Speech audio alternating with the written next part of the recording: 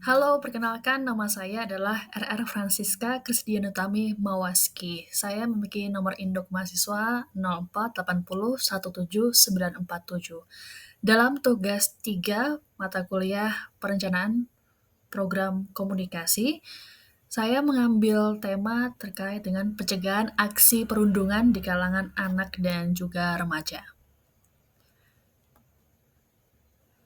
Dan langsung kita ke bab pertama terkait dengan pendahuluan.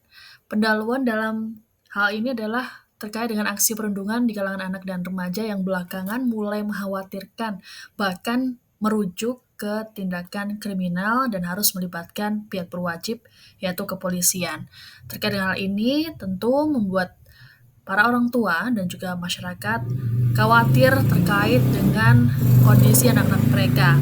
Adapun perundungan tidak hanya terjadi di lingkungan rumah, tapi juga di lingkungan sekolah yang dianggap sebagai tempat aman bagi anak, bahkan tempat untuk pembentukan karakter.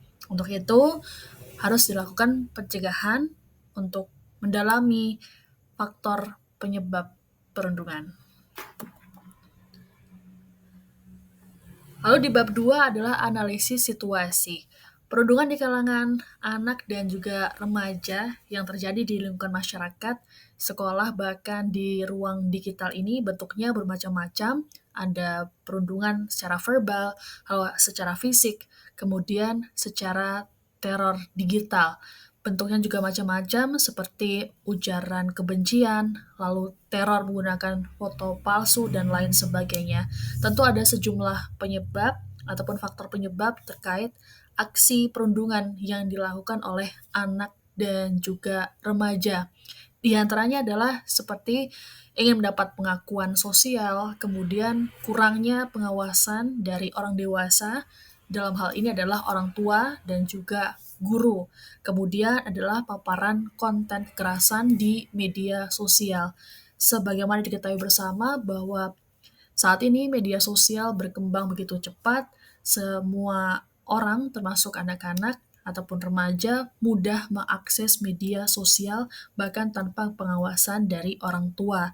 Tentu terkait hal tersebut, konten-konten bisa terpapar atau memapari anak dan juga siswa utamanya sehingga dapat memicu terjadinya aksi perundungan. Tentu aksi perundungan ini tidak hanya berdampak pada fisik saja, tapi juga tekanan psikologis, bahkan di beberapa kasus seperti yang ada di pemberitaan di media online atau media massa, beberapa korban sampai meninggal dunia. Lalu berikutnya adalah terkait dengan strategi kampanye. Setelah mengetahui faktor penyebab perundungan, maka langkah selanjutnya adalah melakukan upaya pencegahan.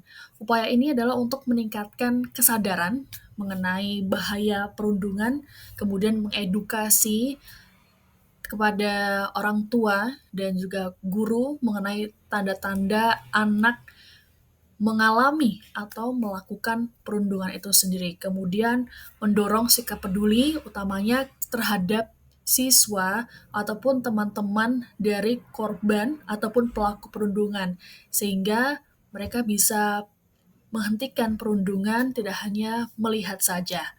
Dan terkait dengan target audiens dalam strategi kampanye ini adalah siswa, kemudian guru, dan orang tua. Selanjutnya di bab keempat ada rencana aksi. Ini kampanye dimulai dengan sosialisasi yang dilakukan dengan beragam cara, mulai dari workshop, kemudian ada drama, lalu konten menarik di media sosial. Adapun untuk pelaku dan korban perundungan, ini merupakan anak-anak di usia Gen Z atau Gen Alpha yang saat ini dekat sekali dengan media sosial. Untuk itu, sosialisasi perlu dilakukan melalui media sosial tentunya dengan konten-konten yang relate atau berkaitan dengan mereka. Kemudian, selain sosialisasi ada juga saluran pelaporan bagi korban perundungan. Ini menjadi upaya ataupun bentuk untuk melindungi dari korban sehingga memberikan rasa aman untuk bisa melapor dan juga menghentikan aksi perundungan. Kemudian upaya penanganan selanjutnya adalah mediasi. Ini adalah mempertemukan antara korban dan juga pelaku untuk mengetahui duduk perkara yang sedang dihadapi oleh mereka. Dan selanjutnya adalah tentunya pemulihan bagi korban perundungan serta penindakan untuk pelaku perundungan agar aksi perundungan ini berhenti. Kemudian di bab 5 adalah monitoring dan juga evaluasi. Setelah kampanye dilakukan, kemudian dilakukan monitoring serta evaluasi untuk mengetahui indeks keberhasilan dari upaya ataupun kampanye pencegahan perundungan yang dilakukan. Adapun aspek yang ditinjau adalah kehadiran para audiens, yaitu dari siswa, orang tua, dan juga guru. Kemudian melihat efektivitas pelaksanaan laporan dan juga perubahan perilaku yang dilakukan oleh pelaku perundungan itu sendiri.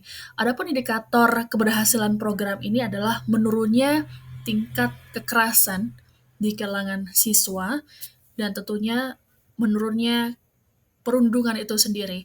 Kemudian tercipta situasi yang kondusif serta damai dan kemudian peningkatan pemahaman soal perundungan.